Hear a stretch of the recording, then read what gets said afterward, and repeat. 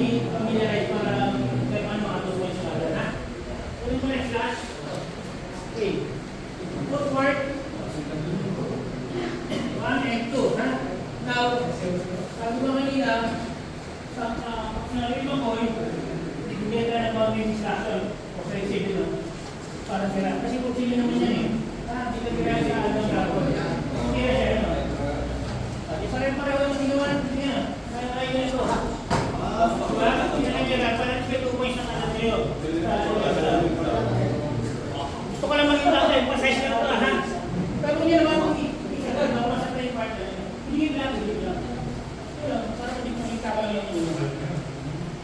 Okay? Kaya na, balik.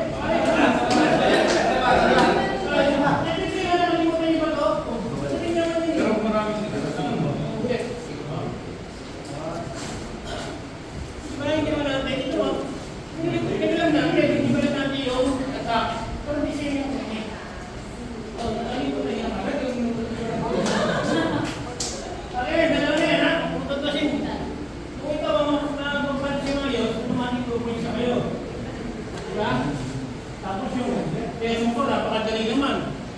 O, dito nakaka-3 points sa akin kayo. Siguro naman kayo kalbili naman. Okay? Okay, kaya na. Kaya practice na si Boy. Mamaya kayo doon. Siguro naman, kasi lang pa kayo.